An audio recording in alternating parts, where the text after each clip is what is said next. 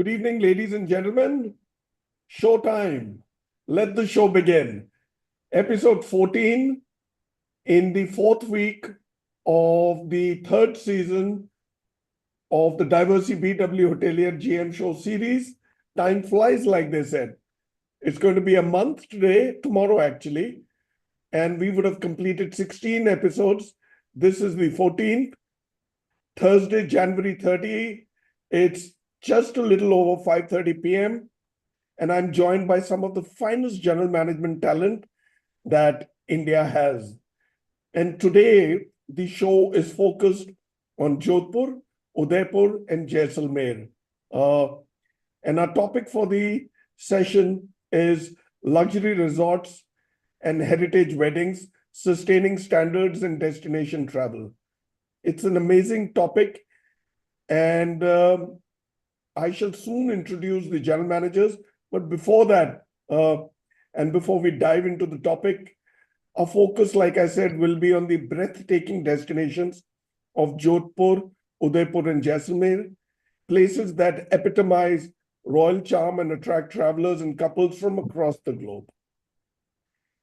We have a stellar panel of experts leading iconic properties in these regions. They shall share insights into how they manage the unique challenges and opportunities of maintaining luxury, ensuring operational excellence, and delivering unforgettable experiences in these heritage-rich locations. The stage is set for an engaging discussion on how heritage and hospitality can come together to create exceptional guest experiences. Let me begin by introducing the first speaker on the session, Manu Sharma. He needs no introduction. Manu is a hotelier of great stock. He is the general manager of the iconic Umaid Bhawan Palace in Jodhpur. Welcome to the show, Manu, our first one together. Thank you very much, Bhuvanesh. Thank you for having me on the show. Such a pleasure, Manu. Next one ties in his name through eternity with BW Hotelier, because when BW Hotelier was born, he was the man in the theater, Rajesh Namby. He led the ceremonies. He was there. Rajesh Namby is the general manager of the Raffles Udaipur. Welcome to the show, like I call you, Anna. Thank you very much, Bhuvanesh. It's always a pleasure to be in your show, meet you, and always very close to be associated with, happy to be associated with BW Hotelier. We gave this baby birth together, I know. I know. I can't forget that 10 years ago. Yeah. Right. Thank you for being there, Rajesh. Thank you very much for inviting us. Next one in is Amit Singh. He's the general manager of the Taj Aravali Resort and Spa in Udaipur, our first show together. Welcome to the show, Amit. Mr. Khanna, thank you for having me over, and it's a pleasure to be here. The pleasure is ours, Amit. Thank you for being here. Next in is Saurabh Thakur, our second show together. He's the general manager of the Radisson Jodhpur. Good evening, Bhuvanesh ji. Good evening, everyone. So very happy to join back again after last year. It was a little interesting story, but today I'm very happy to sit in my office and attend the event. So last time when he attended, he just stepped out from his sister's wedding to attend the session and go back. Sure. Well, thank you, sir, once again.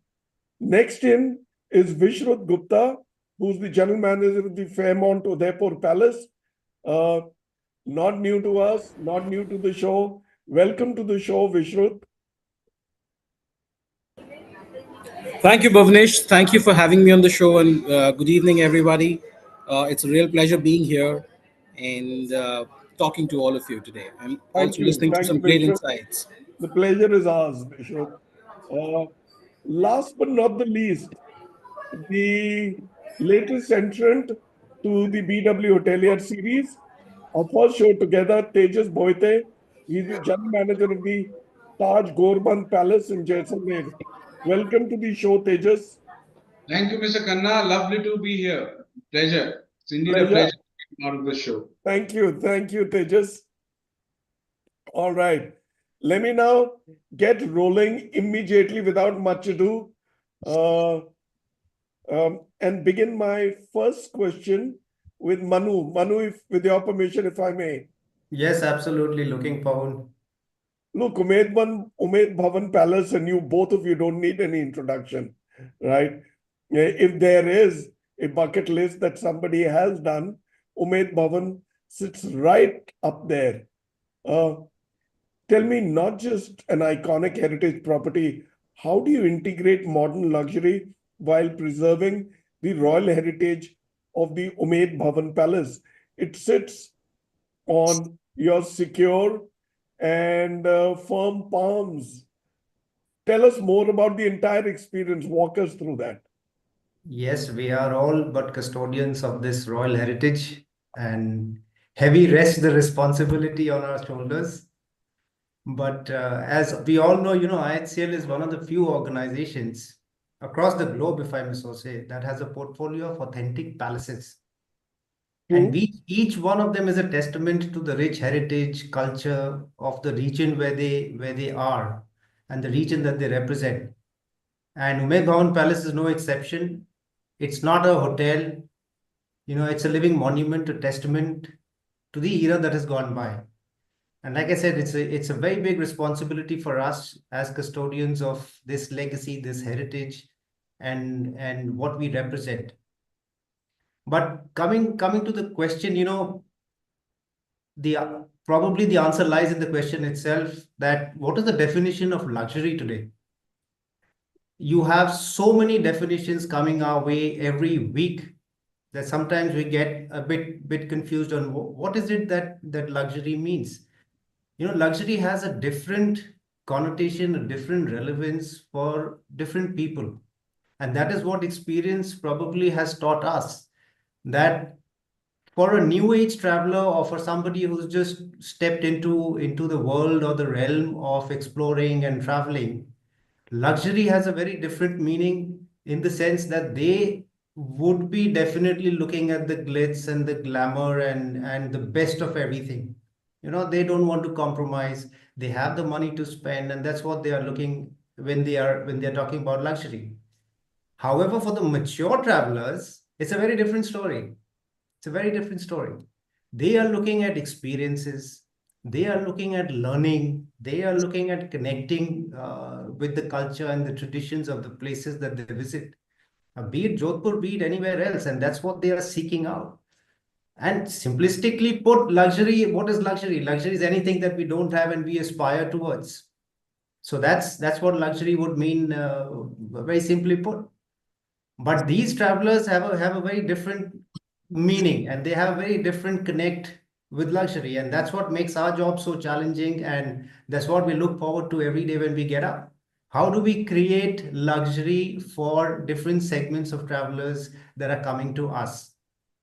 We understand, we have to adopt technology to build in that efficiency in guest delivery of services, etc. But we have to strike a very, very good balance. For example, what is it that a millionaire or a billionaire coming to my palace, what does he aspire for? I mean, they probably have the best of everything. I've had people who have just come and said, look, lying down in your baradari and watching the clear sky, star-filled sky is luxury for me. Without the cell phone at my side, that's luxury for me. So that's what I mean. Luxury is different for very different people. But again, like I said, we have to kind of adopt technology. It helps us move forward in delivering our services. But a very, very fine balance has to be struck, because we don't want to jeopardize the very essence of what we stand for. So that's what our daily life is. Okay, you're the custodian of the heritage that sits in our secure responsibility. But like you said, luxury means different meanings for different folks, right? So thank you, Manu. That was a brilliant response. And I'm sure all the audience are watching in rapt attention each word that is spoken by all these wonderful speakers, right? These gentlemen carry decades of experience with each one of them, right? And a few hundred years between them all. So, Manu, I shall now walk across to Rajesh. Rajesh, with your permission, if I may roll in with the first question to you. Raffles does not need any introduction for all the well-heeled travelers. They're already besotted with the brand. But tell me, Raffles Udaipur has redefined luxury in the region. And what unique experiences do you offer to distinguish it from other heritage properties? But let's be honest, heritage properties are heritage because they've been there for perhaps 100 years or maybe slightly lesser. But you have to climb up the firm and tall ladder to match their act. And look, there is room for everybody. Thank you for the opportunity here and the question. I think you very aptly put, as Manu just said. Manu, I see Manu and his backdrop right behind there, and I know that, it is one of my favorite hotels. I mean, I've visited there, I've stayed there. I know what it brings to the table. And then we have the Taj Lake Palace sitting on right at the center of Pichola, and then comes a Raffles, right? Now, Raffles, as you rightly mentioned, it's the ladder was a very hard one to climb. I can tell you that. Raffles is not a household name in India. Nobody understands. Nobody even now. I can tell you that it is just a certain sect of people who understand this uber luxury are the ones who know Raffles. So we are still quite far away from from being a household name like Taj or the Oberoi and stuff like that. But that said, I think what we have been able to do in the last 3 years of opening is absolutely phenomenal. We had, in fact, one of our panelists over here, Vishrut, was instrumental in opening this hotel as well. Yes, he was. And from there on, I took Abhishek Sharma, and then I took the baton, and we're running, and we've done pretty decently well. Raffles as a brand has now become well known because of certain initiatives that we took in redefining ourselves in form of luxury, because we are not on Pichola like all the others. We are on Uday Sagar. We are just about 20 minutes away or 25 minutes away from the city, but that feels very far. So people want to be right next to the heritage site, and so to be able to pull them out and give them a thought of giving a different experience in itself is a task. So for us, redefining luxury was all about getting the guest into the hotel and giving them experiences which is, for which they don't have to go elsewhere. I mean, we've taken a lot of lead on sustainability, and today's traveler is looking for that. So, we take our guests for gardening and cooking in the gardens as well. We take them for a trek to the Mahadev temple on the opposite hill. There's pottery sessions, and I mean, lots of experiences which the guests can immerse themselves in. But the most important thing is that, Raffles as a group takes pride in the Butler program. So I'm not sure how many of you have seen this. If you haven't, please look up for this particular video called "The Butler Did It." It's a 30-second video, and it's beautiful. It's humorous, yet apt, yet perfect. It is inclusive. It is diverse, everything at the same time. So yes, that's what we bring to the table, and that's how we are redefining ourselves. Thank you so much, Rajesh. I've stayed at the Raffles, so that part of the bucket list is done. But yes, Umaid, Bhawan, I have to do. I shall soon, someday, God willing, before I kick the bucket. Oh no, you must do it. Don't talk of that. God But will. Manu just unmuted himself. Manu, Look forward to having you over. we shall soon, someday, God willing. All right. Thank you, Manu. Thank you, Rajesh. Let me roll into you, Amit. Amit, this is our first question with you because this is your first experience. Tell me, Taj Aravali Resort and Spa. I've heard of it so many times. Pradyuman has spoken a lot, your predecessor. Uh, it blends modern luxury with tranquil beauty of Udaipur's countryside. How do you ensure that this unique location stands out as a preferred destination for both leisure and wedding travelers? Over to you. Mr. Khanna, thank you so much for having me over. A And pleasure. beautiful question. Whenever you land into Udaipur, the air hostess will say that you're entering into City of Lakes. Everybody knows Taj Lake Palace, and all the names of the lakes are rattled by people. But when Taj Aravali came into being, when the site was thought that it will not be on the lake, it will be on the countryside, as you had in your question said. And that was the biggest challenge in people's mind when it started. Like, say, you want to make a big hotel, about almost 200 key hotel in countryside where there's no view of the lake from any part of the hotel. So this was the biggest challenge which it came through. But yes, Aravali has stood the test of time till now, 7 years young, and it has given a new look to Udaipur by saying, like I say, it's more. There's more to Udaipur than lakes. So that is one thing which Aravali has proven, and that's the reason if you see multiple hotels which have resorts which have come up around the hills, the oldest fold mountain in the world. And we take pride in saying that yes, we don't have the lake view, but we'll give you such experiences which which will completely dazzle the guest who is coming here. So to talk about experiences is like we have the largest sports block in any of the Taj hotels which are there, which gives an ample amount of opportunity for guests to enjoy themselves and not think about that they're so far away from the lake and they can't see the lake.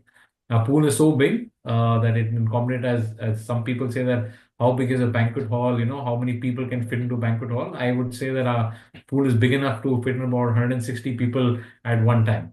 So that to give that experience to a traveler, and also the architecture of the resort is such that it also brings in some elements of the local feel. So the single pole tent design, it brings in that elements of the local architecture, equestrian design in it. So it blends well, I feel, with the customers, with the guests traveling into this thing. We tailor make our resort to, because some months are completely FIT driven. We tailor make our resorts and services. That means front office, kitchen, culinary, F&B, housekeeping. Everybody tailor makes their our product to service a FIT guest. And the months when the weddings happen, so the entire shift happens in terms of the culinary and all the aspects of the hotel to make sure we have great and memorable weddings. Well, thank you.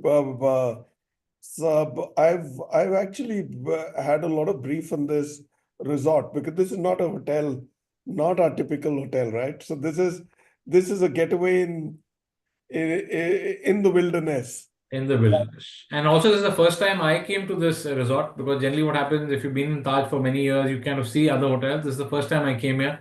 The moment I stepped in, I said, this is not like any other resort. It is completely Unbelievable to different. see. Yeah, it's in 6 levels, from ground 0 level to 6 levels. There's 6 different lawns, large venues. So it's a delight to be here. So let me come back and pick on it soon, God willing. Yes. All right. Thank you, Amit. That was a wonderful response, huh? Thank you. All right. Are you ready for the next one? Yes, Bhuvanesh. All right. So tell me, Jodhpur needs no introduction. I mean, Jodhpur has hosted the who's who, right? And it's a mix of heritage and modern tourism. How does Radisson Jodhpur appeal to both domestic and international travelers? Sure, sir. I think it's a fantastic question, sir, because I'll be answering about the Jodhpur as well as my hotel. So to start with, Radisson Jodhpur is very strategically located. It's very near to the airport as well as the railway station, 10 to 15 minutes. And also the places for shopping like, Sadar Market and local clock tower is very near to our hotel. Jodhpur is famous for, forts, temples, palatial buildings, Marangarh Fort, Umaid Bhawan itself. We have just spoken about that. That as well is very near to our hotel. So when people come here, in Rajasthan, say they want to explore the deserts as well, like people talk about Jaisalmer. So we have a place called Oshia, which is just very near to our hotel, 1.5 hours of drive, and it is called Mini Jaisalmer. So when you're coming to Jodhpur, you can get that feeling as well. And then a lot of international travelers, they come to visit the Bishnoi village, which is also very near to our hotel, and they want to study about the culture of Bishnoi village, which is just 25 minutes away from our hotel. So I think location wise, we have a lot to offer, which attracts domestic as well as the international travelers. And talking about my hotel, we have a beautiful hotel. It's a palatial look hotel. Generally, when you're coming to Rajasthan, I think that is very important because you're not looking for a matchbox structure kind of a hotel to stay, because that you get anyways in the business cities. We have beautiful 96 rooms with 30 suites and one presidential suites, three banqueting venues which can cater to over 500 people. So weddings also we attract quite a lot. We have a beautiful lawns and we do a lot of buyouts, giving the rooms and as well as the lawns together, which attracts a lot of domestic and international traveler, which helps in the getting the weddings. And last but not the least, the food is very, very important factor, that our hotel pay a lot of attention to. When people come to Rajasthan, they always talk about, dal bati churma or, mirchi vada. But it is when you come to Jodhpur, it is not only about that. When you go to local streets of Jodhpur, you will get gulab jamun ka sabzi, rasmalai ka sabzi. So very, very unique items, which our hotel offers, especially in weddings and as well as if you come to dine with us. So there are a lot of things that are domestic. We keep getting attracted to domestic as well as international travelers. So what do you say? Now, tell me, Saurabh, how old is the Radisson? It's been 7 years now. It took the Yes. hotel 10 years to build, because as I said, it's not a matchbox structure. It has got a lot of small fine touches which is done from hand. A lot of labors used to work and took good amount of time. Ownership has spent a good amount of time with the Radisson brand to convert this into a heritage look, which is very, very important if you are in Rajasthan. Excellent. Thank you so much.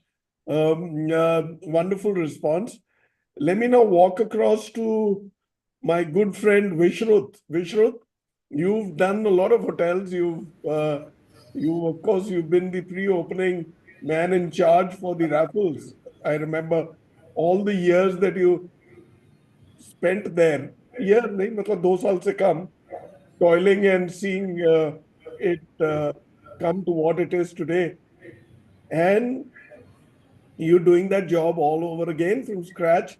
And we can see the pride on your face with the Fairmont, which is taking shape right there in Udaipur.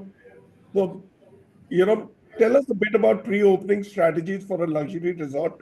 You've done 2 of them now. As the pre-opening general manager for this soon-to-be launched Fairmont Udaipur Palace, what are the key priorities and challenges you are currently focusing on to position the property as a premier destination for luxury travel and heritage weddings?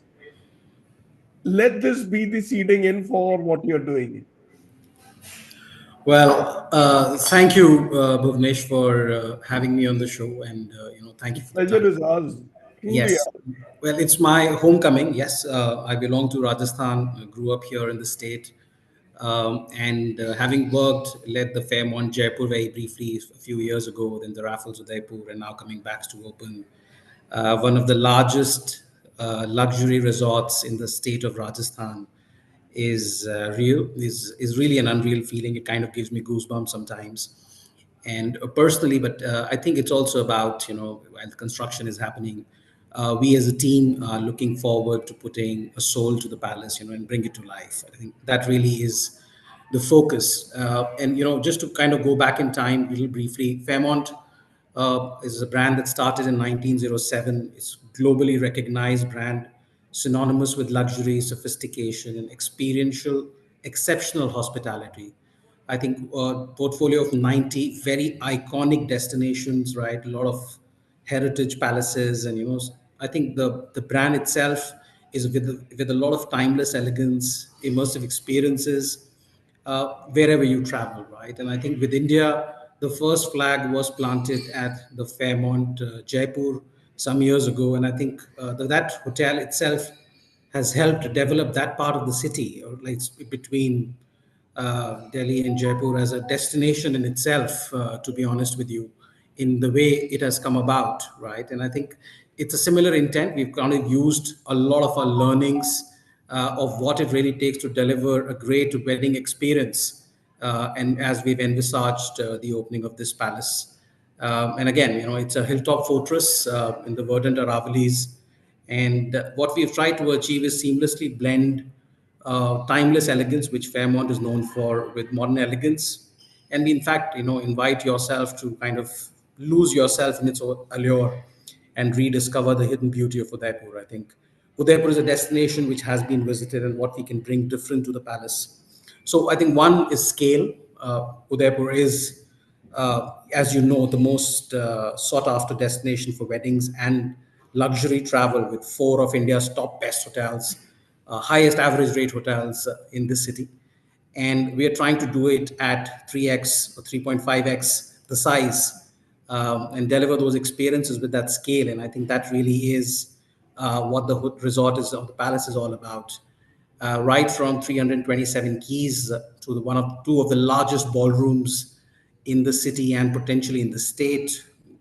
I think venues where you can kind of do beautiful weddings curated for events thoughtfully over a 3-day wedding without repeating a venue to, and if I look at 40 rooms and suites with pools, we've got 45 suites. We've in fact gone ahead and put a hotel within a hotel, with a separate block with about 16 suites, with its own spa, fitness, restaurant, dining, bar, games rooms, etc., as a block within the hotel for the large families, the things that should not be spoken about sometimes as part of the pre-wedding scenarios, right? So the groom and his friends. This is like luxury as luxury can get. Luxury as luxury can get, right? Indoor and outdoor sports. I think pickleball, paddleball are the new. We seem to have lost your audio. We're also trying to have a helipad. So, I mean, for those who like a larger than life arrival and a cinematic arrival. So, for your wedding, the groom can himself come on a heli chopper if they want to, or land for a Varmala if they want to. So all of those things. But again, from a wedding standpoint, and also looking at our individual guests who travel for experiences, I think the resort's coming together. From its pre-openings, I think pre-openings are slightly different from running a hotel, is to eventually visualize the kind of experience we want to create, a lot of brainstorming, going into very small details and trying to bring them to life. I think, you travel far and wide trying to source a lot of unique stuff, from different artisans across the country, and try and see how we can imbibe that moral fabric and the cultural fabric of the country into the palace at various levels and various locations. I think from our challenges standpoint, really, to be honest, I think it's about managing the positioning, managing the expectations of the stakeholders, guests, and also, yes, to put together a team and get them ready for the opening. So I think that, and we all know today, I think talent is a huge challenge in a small city like Udaipur, and I think that really is something that we're actively focusing on, how we get that right. So I think that's what I can tell you from our perspective. I think the vision is there. The hotel is, I think the palace is on its way very soon in Q2 2025 for getting started and being there and creating enough buzz in the relevant markets already. Oh, excellent. Thank you. You're in Mumbai for that purpose, but yeah, well said. So how long has it been in the making now? I think the ground digging started in 2018, The hotel could have potentially the palace could have potentially opened in a year and a half ago, but unfortunately with COVID, lost some time. Yes.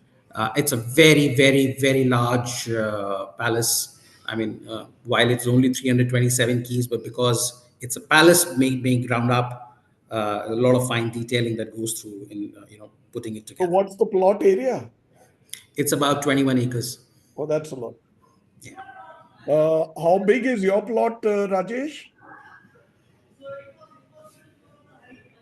My plot is 21 acres as well. It is, So there but you it's are. I remember but that. it is, That's why I asked. yeah, it is India's largest island property. There you are. All right, Yeah. great. So now let me roll in with Tejas. Tejas, our first show together, and Jaisalmer it is. So tell me a bit about the Taj Gorbandh Palace, the new beginnings. It's one, and it's not very old. Like I said, new beginnings is one of the newest luxury properties in Jaisalmer. What has been your strategy to establish it as a top destination for luxury travelers and heritage weddings in this vibrant city? So, Mr. Khanna, thank you to begin with for having me on the show. Pleasure. Taj Gorbandh Palace is a 83 key property which boasts some really big green spaces to host events. We also have a convention center, which is currently, as of today, the biggest in town. While we talk about strategies, I think what was most important for us was to leverage on the heritage appeal of the destination, considering Jaisalmer still remains to be a largely unexplored place. And while we are leveraging on that heritage, we have also curated experiences and a lot of storytelling, which which connects the property to this heritage of Jaisalmer. I mean, and we have also been working, to blend this luxury with local flair. While we are collaborating and partnering with very high-end travel operators, while we are doing extensive and immersive curated experiences for those travelers, we have also invested very heavily in high heavily in some digital content, which helped us in leveraging and positioning the property on the social media platforms and digitally. And I think by blending the rich cultural tapestry of Jaisalmer with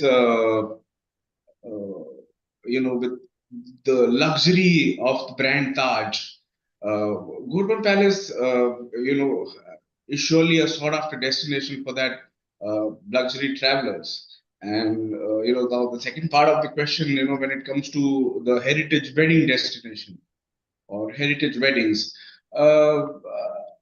I think the while we've pitched the property, we have leveraged heavily on the traditional hospitality culture of Rajasthan. With bespoke wedding packages and some healthy collaborations with planners who specialize in destination weddings. Thank you so much, Tejas. Yeah, you guys opened the doors last year, did you? Yes, it's been 1 year that the property is in operation. All right, great. So it's been spoken about quite a bit in the media. Thank you so much, Tejas. I shall now take a short 30-second break, a commercial break, and come back to Manu.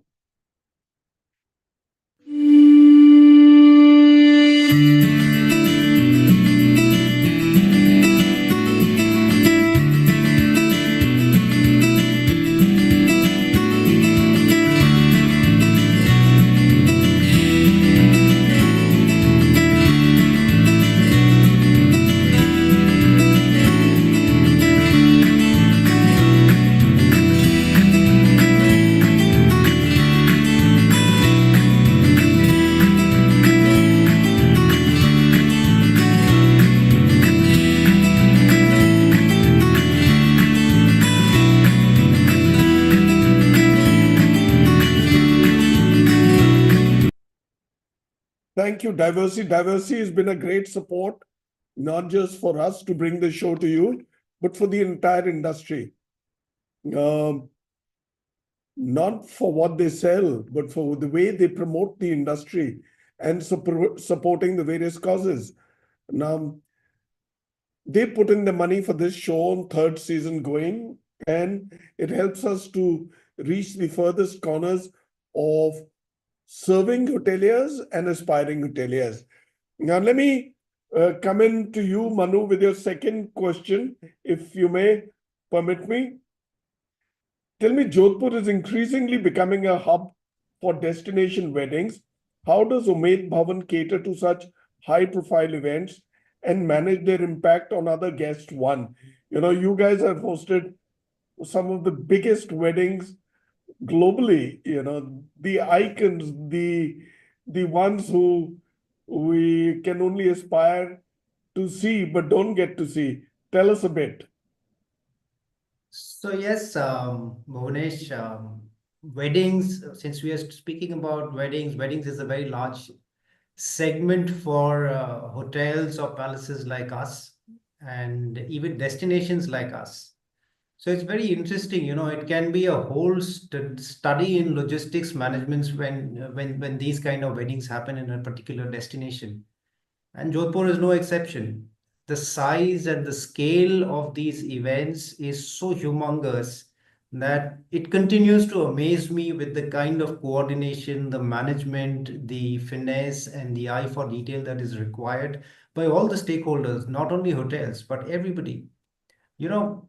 Also very interesting, and particularly for weddings, though we do very large events which are connected to the corporate segment as well.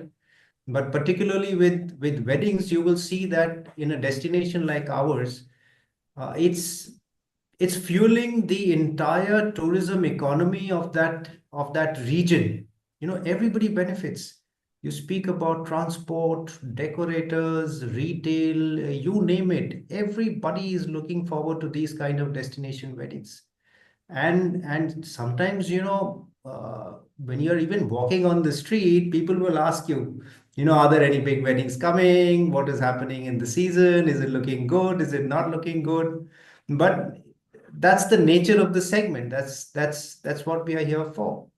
Having said that, in terms of destination weddings and all, connectivity is a very big factor. And this is probably an opportunity for Jodhpur to improve upon. There is a new airport which is coming up, and hopefully in the days ahead, we will all benefit once it's up and running. It's a great initiative by the government. So I'm very hopeful that it will stand us all in very, very good stead. But speaking about large weddings at Umaid Bhawan Palace, when people come here, there is so much that they look forward to, and like you rightly mentioned, they have a benchmark. They have already seen weddings, they have already checked out Instagram, and everybody has their own vision of what their walk with their daughter from the grand staircase into the Baradari is going to be like. I've had people in tears when they're walking down with their daughters, the daughters kind of hugging on to their fathers. But it's a very, very emotional scene to witness. So that's what Umaid Bhawan stands for. I mean, the emotional connect that we establish with people. Of course, the food is top notch. We cut no corners as far as the food and beverage is concerned. The service with the smile. And I must mention here that the people make us look good. The people on the ground who are delivering that service, who are front-ending with the customers or our guests, are the ones who make us look the way we are portrayed to the entire world. So that service is very, very critical. Of course, the product is there. The charm of staying in an authentic, in an original palace is something else. I mean, those are the memories. It's a one-time event in your life cycle. And we have to make it special for our guests, and that's what we look forward to doing. But yes, it's quite a humongous challenge to live up to the expectations, and then of course we are very happy to say that we are able to deliver it as well. Because today, if you look at Jodhpur, Umaid Bhawan becomes the anchor, and then it fuels everything around it. And like I think Saurabh, if I remember correctly, he also mentioned that, what is special about the hotel? It's located close to Mehrangarh Fort and Umaid Bhawan And Palace. Umaid Bhawan. And it has a cascading effect for the location and industry. It does. It absolutely does, but again, I mean, in terms of balancing it out with the other segments, which are equally critical and important for us in as hoteliers and as memory makers, if I may so say, the other segments are as important for us, and it's crucial that we keep their needs and their expectations in mind also when we are handling these large events. Fortunately for us, we have the benefit of foresight, so these events get planned far out into into the year, and so does your inbound travel. So we can mix and match and play around with the dates. Luckily, to our advantage, we have a huge portfolio only if you look at Rajasthan. So we can manage the itineraries much better. We can communicate much better with the guests who are expected to be there along with weddings. And I think communication is key. If you're able to communicate appropriately and transparently to your guests, you are able to manage both the segments together. Thank you. And Manu, also, what you do is also a great advertisement for the brand, the property, the business, right? And the city per se. That's true. And like I said, Umaid Bhawan becomes the center. And when we are delivering events or we are doing anything at the palace, we are the custodians of goodwill of IHCL, of the brand Taj, of the royal heritage of the royal family. There are multiple stakeholders that rely on us to keep that flag flying high. Well, thank you so much. That's a great response. I'm happy I was able to ask you this, and for a brilliant response that will stay on the platform. Thank you, Manu. Thank you, Bhuvanesh. Thank you very much. Rajesh, let me circle back to you for your second one. Tell me, Udaipur's growing popularity as a destination wedding hub. How does Raffles cater to the needs of wedding guests without disrupting regular leisure travelers? So I'll tell you, the leisure was something which started in Udaipur first, and wedding came later. So whether it was the Lake Palace or the Oberoi, and then the Leela followed up there, and now us. And before all of this, also not many other maybe smaller hotels, 3 stars or 4 stars, kept attracting a lot of inbound. So leisure was the first priority, and in the last about 30 years or 25 years is when Udaipur became very popular as a wedding destination. And as Vishrut rightly mentioned, it has become the destination with the kind of ADRs we charge and everything else. So the thing is that, and all of us on this panel will definitely agree that wedding is a lot of money and wedding is a lot of GOP, right? It is from the financial perspective, it holds a lot more value than just a leisure. But what leisure does, obviously, nothing else can happen. It is about positioning the hotel both internationally and domestically. So what we do is we realized that there was this 101 rooms in Uday Sagar was not enough. When you put all the 3 hotels of luxury hotels of Udaipur on Pichola, and people have the opportunity to shuffle and farm out guests just in case. But we don't have that opportunity. So we have come up with additional 36 rooms now. So our inventory effective 1st of March will be 137. So when you come to the hotel, you will the lake shore from where you would actually be taking the boat to come into the island. We have come up with 36 brilliant rooms, better than the rooms inside, with the view overlooking the Raffles and an amazing infinity pool. You come out onto your balcony. On your left is the sunrise, on your right is the sunset, and there is nothing else in front of you. So that said, we have always maintained about 16 rooms aside on and which we give out to our inbound partners during the season. During the off season, we don't really block rooms because it is more for domestic purpose. So we would want to entertain a lot more weddings than domestic travelers. But during the season, we want our inbound to kick in as well. So it has been pretty successful with the keeping aside of 16 rooms inventory. I think those groups and series kind of also matter. So we don't have to farm out any of these guests. Thank you so much. Yep. So you've soon got your partner brand coming in Fairmont next to you. That's right. More the merrier, right? So there's no competition really. When people talk about competition, let me tell you, forget about breaking the ceiling. India has not even breached the wall. All right. Tell me, Amit, I'm coming to you now with your second one, right? Amit, tell me, with Udaipur being a hub for heritage weddings, how does Taj Aravali maintain its competitive edge while offering personalized and culturally immersing wedding experiences? You've been there 7 years. The property's done it all. It's already been a fixture on the calendar. Yes, so we fight two demons here. One is, the heritage demon, which we are not. Another one is that we are not close to the lake. So it's still a big fight to demand a guest to walk into our lobby for a function, for leisure, for weddings. But over the 7 years, what we have done is remarkable. All my predecessors before me, whatever work they've put into the property, the word of mouth, what this property commands in the market. For my leadership goes, I would tell all my HODs that every wedding has to be, from the guest perspective, it has to be the wedding of the year for that guest.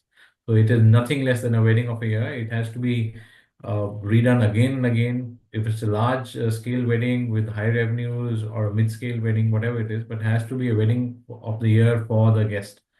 So we go with that principle.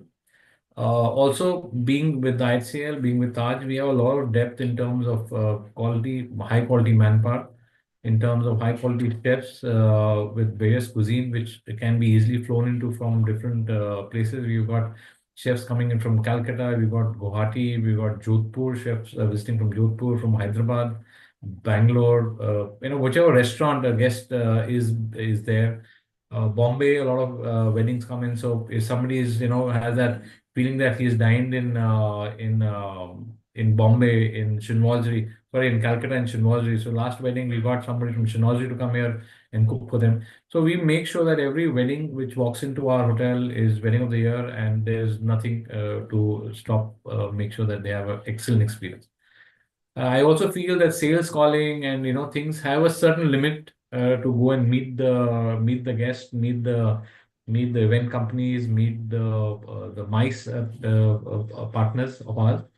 I also feel that the word of mouth, which every guest out of 300 of my guests who go back home, the word of mouth which is there, which is the best way of marketing for our resorts, and even was seeing as I said, the manpower, the quality manpower, it is something which everybody demands now. They've seen the quality manpower serving them in small venues or small get-togethers, and they're demanding that quality manpower to serve them in large scale functions. I agree. They're all looking for that cutting edge experience.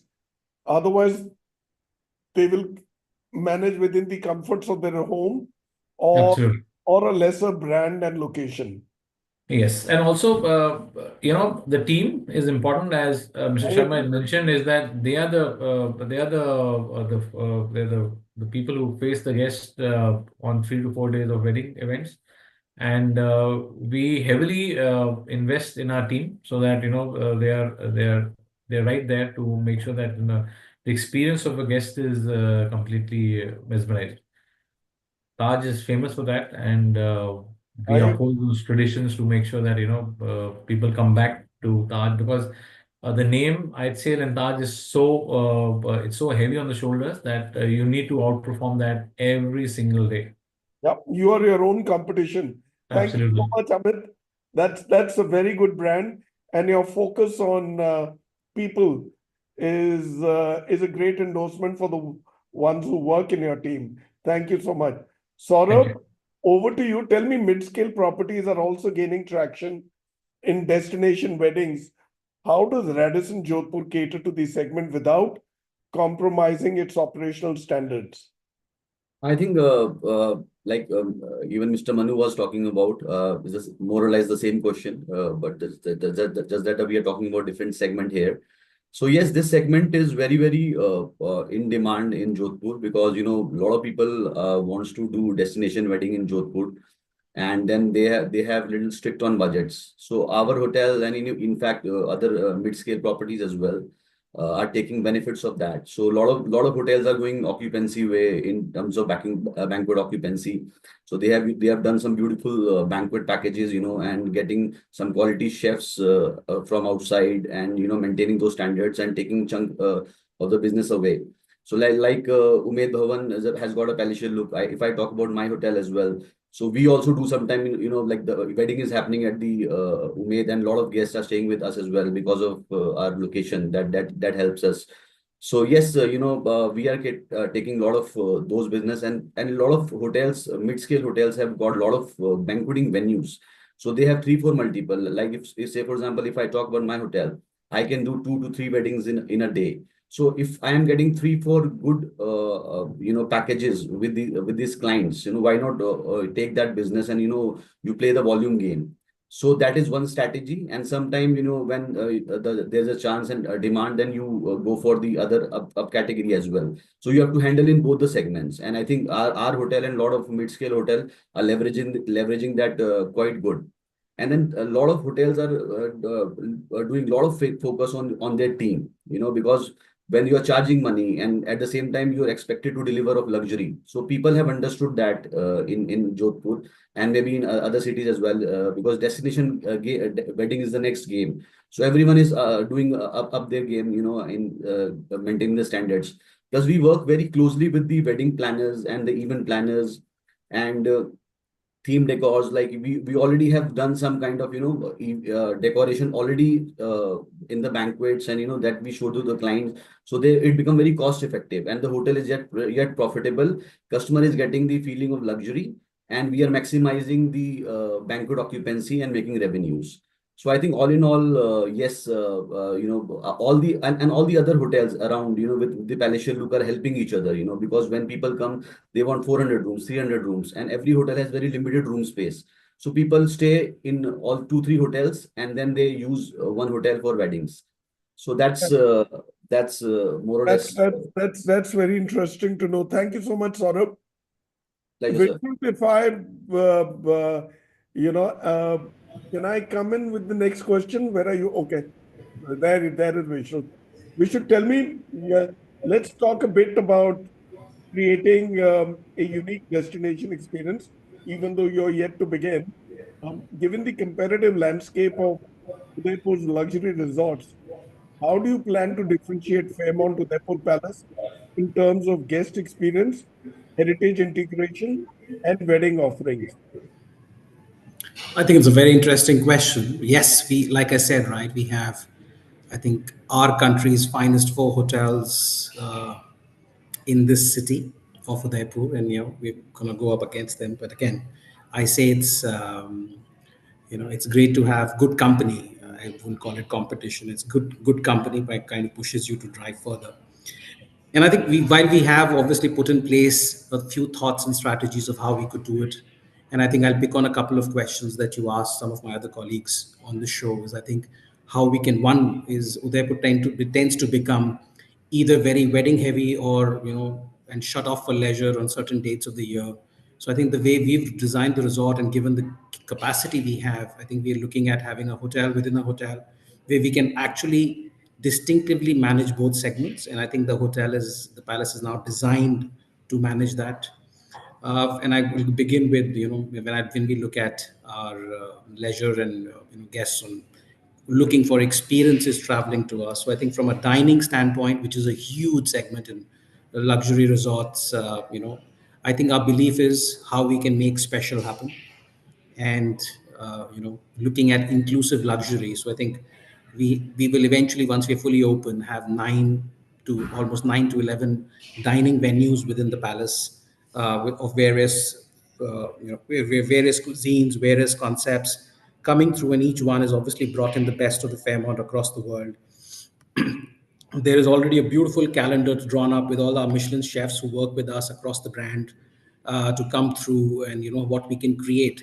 And again, we are also looking at as creating demand, creating events on property with celebrity DJs, celebrity chefs, Michelin star chefs, and create weekends which actually drive demand into the city and for the palace, given our inventory. So we just can't rely on domestic wholesale to give us 70, 80 rooms a day. I mean, will be empty practically, right? And I think that's the city occupancy per day, in good days of the year. So I think we need to look at doing things slightly differently.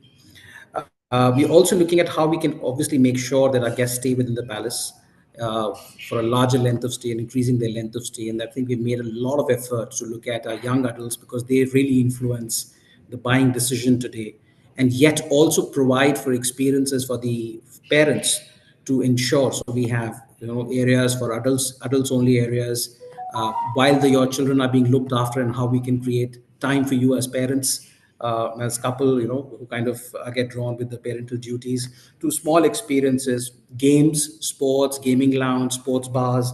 So there are various, options within the palace, kind of make it this destination that you come in, and you forget about what's going to happen next to you. I mean, when I look at weddings, like you asked, I think we've also gone ahead and made a separate swimming pool for events, because we realized everybody wants to do one event by the pool, and that kind of disturbs everybody else. So we have, while we have 16 swimming pools on the palace, we made one only for the weddings, and that can take 800 people. So the whole wedding jumeirah can be Luxury there. at another level. Absolutely, sir. And all temperature Why controlled. So don't you shift a little towards your right or left? We want to have a look at what's behind you. all right. So Let's let have a me. better look. Oh my. There you are. So yeah, it's a very interesting palace coming through, and Excellent. micro cuisines. Again, from a wedding standpoint, we're working very actively to look at sourcing micro cuisines of India in our wedding menus now. And I think in the discussion with the early weddings that we've been able to book at some substantially brilliant pricing, I think we're working on a lot of micro cuisines, like cuisines out of Murshidabad in West Bengal. So we are not talking now about anymore about Asian food and Chinese food and Japanese food and Goan food. We're now actually talking about the food from Anantnag or in Kashmir, not just Kashmiri wazwans. We're talking Kashmiri Pandit cuisine or. So it's very pointed. So yeah, I think we're trying to look at creating those distinctive experiences, because I think cuisine really is the single most important agenda as far as our weddings are concerned, and I think everything revolves around it. And I think that we want to really make it our forte, and brick wall how we build all other experiences around it, right from arrival to departure and after departure. Thank you. You're such a brilliant brand ambassador for brand Fairmont. This is the third one in India. This will be the third one in India. Yes, I think me and Rajiv are competing who goes first. Yeah, I think Rajiv still has some lead on me. And then there is a fourth in the pipeline, I hear. Yes, there is a fourth, a fifth, and a sixth in pipeline, actually. Yeah, there you are. Excellent. Well, Fairmont is positioned. Thank you so much, Vishrut. Thank you for being on the show. I'm so happy you took the time out.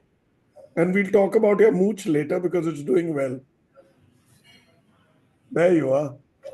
Okay, great. Thank you, Vishrut.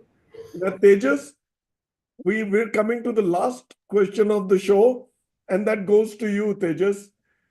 Tell me, heritage meets modern hospitality. Given Jaisalmer's rich cultural architectural heritage, how do you balance preserving tradition while offering modern amenities and experiences to discerning guests? So, I mean, this is a lovely question because I feel in a destination like Jaisalmer, balancing tradition with modernity requires a very, very thoughtful approach. You know, on one end, where you value uh, uh, and try your best to maintain the cultural sanctity of the destination. On the other end, you're also trying to cater to the expectations of your luxury travelers, of the modern travelers. Uh, so at our in at our end, we've done it. So we have got we've tried to strike this architectural harmony. Giving due respect to the traditional grandeur of Jaisalmer architecture, where we have incorporated, the elements like the jharokas, the chhatris, the jalis, the chokes of Jaisalmer in this property, the intricate stone carvings, which is also called as the jhumka work. At the same time, we have also incorporated elements of the ancient Silk Route, which essentially was the hub for cultural exchange in those days.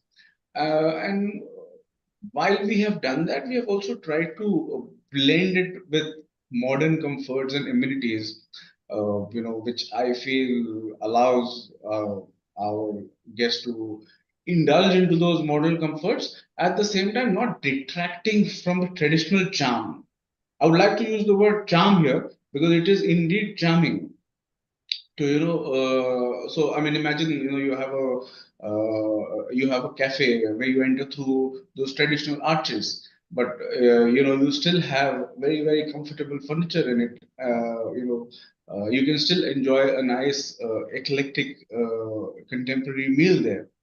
So, I mean, and while I say that, we've also been drawing parallels when it comes to dining experiences. So, on one end, while we are trying to preserve the culinary heritage, the culinary cooking, the heritage cooking techniques, at the same time, the local ingredients,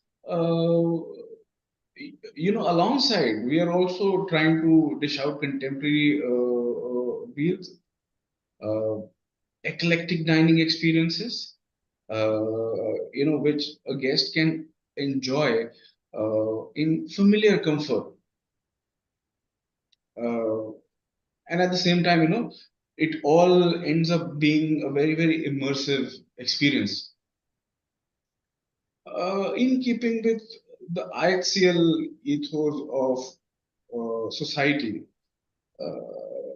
because essentially culture and heritage is all about not just about architecture or buildings, it's also about people. So we've taken these small little initiatives where we have utilized the local experts, of course with a lot of grooming and training, to lead the local excursions, to plan, personalized adventures for our modern travelers. We have engaged extensively with the music of Jaisalmer, the community of Manganiyars, which come from this belt. But here we have tried to create a difference by not just having a Manganiyar or a Mirasi concert, but having a thematic concert wherein we extensively use or we encourage them and promote the use of the old traditional musical instruments, which ideally are the dying instruments of the Thar. Yeah. At the same time, the songs that are chosen. So, while I was researching on this, I got to know that there is a repertoire of 3,000 to 4,000 songs which these people have scripted, and these songs were sung because essentially earlier these entertainments were restricted only for the royal families. So they had a song to wake the king up. So while the king went for a walk, they had a song for that. While the king was having a meal, they had a song for that. While the king went for a battle, they had a song for that. So there's Yeah, a huge that's a lot of detailing. Yeah. So the more you dig into it, the deeper you will go and be able to extract. Thank you so much, Tejas. We're now we've actually gone past the end time.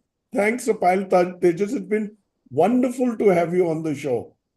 And Thank you. for sparing your time and making it possible to bring you onto the show. Now, I will not go away. I have one short quiz, which I'm sure you guys know the answer to, and it's important. Tell me this is for all of you. Tell us whoever answers it. What percentage of foreign tourists visiting Rajasthan opt for heritage properties during their stay? Just one number. बताओ भाई कौन बोलेगा? I think 100% of them. I think almost 95%. Very close to 100, I would say. Manu? 100%. They're coming to Rajasthan to get the look and feel and experience heritage and royalty. You'll be surprised. What about the others? Amit, Tejas, Saurabh, and Vishrut? I think this number should float between 40 to 50%. अच्छा और बताओ 70 to 75%.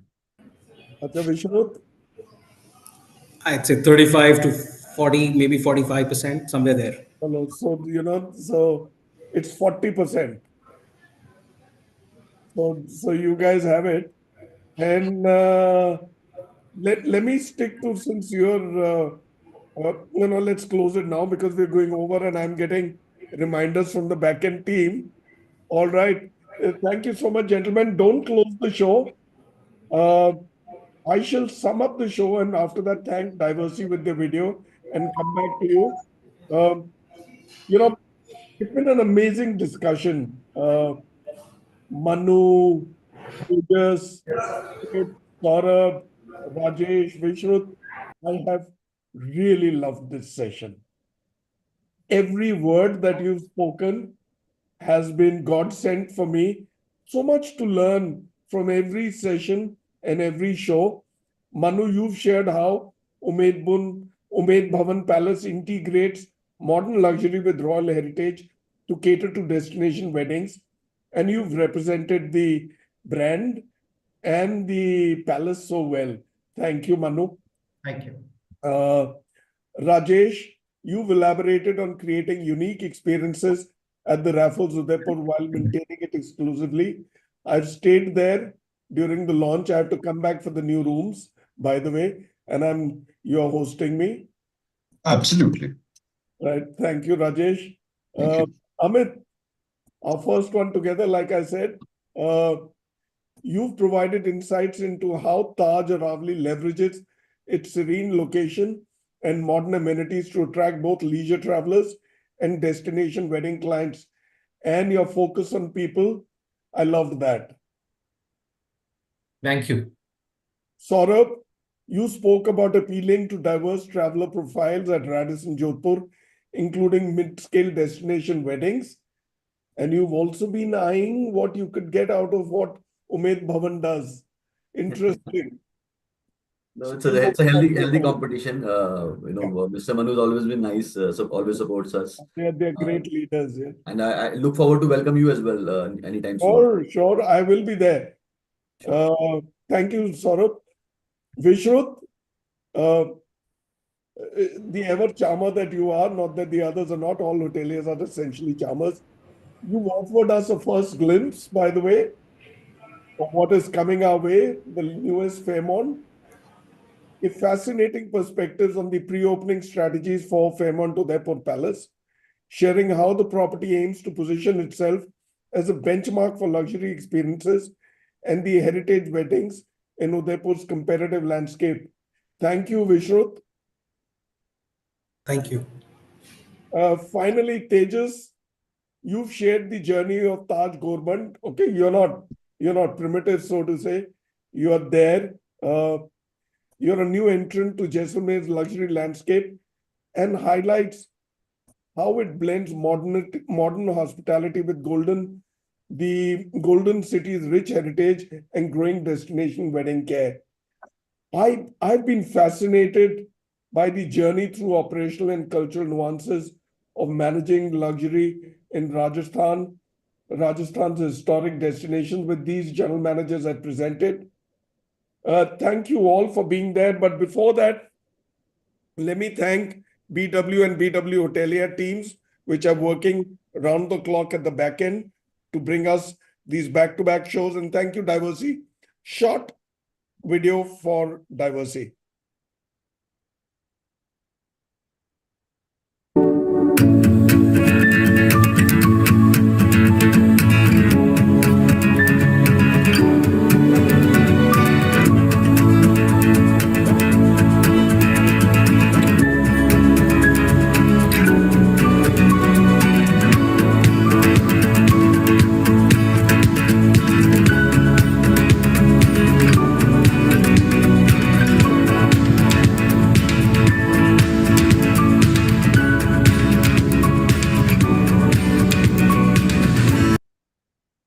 The third season of the Diversey BW Hotelier GM show series is into the fourth week. Tomorrow we close 16 shows, and catch us every Thursday and Friday, 2 shows a day, 4 shows a week. And this goes on through January, which closes tomorrow, and February. And now time to thank you all. Manu, thank you for being there. Yeah, it's Thank been you very wonderful much. having you on the show. Thank you for being there, Rajesh. Honored, sir. Honored, always. A pleasure. And thank you for being there, Amit.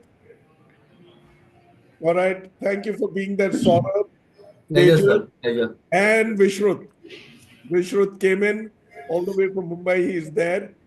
I've enjoyed my show, and I'm going to watch this back again and hear every word that you boys have spoken. All right. This industry sits securely in your hands. Keep carrying the torch and keep selling this industry, because this is a great career. This is a great career. I keep telling people, opt for the hospitality industry. You do not even know this industry has so much to offer, not just in terms of where you can. These gentlemen every 2-3 years move to a new city, all right, and they don't come cheap, all right.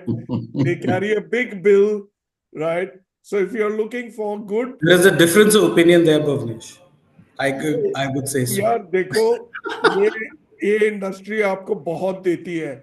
कौन सी वो industry है जो आपको घुमाती भी है, आपको style भी दिखाती है, आपको खाना भी सिखाती है, बोलना भी सिखाती है, आपको सेलिब्रिटीज से भी मिलवाती है, हेड्स ऑफ स्टेट से भी मिलवाती है. इस इंडस्ट्री के लिए हमेशा हाथ जोड़ के रहो, इसने बहुत दिया है. All inclusive, sir. All right. God bless you all. Love you. And thank you for being there. Like they say in Rajasthan, Khamagani. Come on. Come on. How are you, Bhuvanesh? Take care. Bless you all.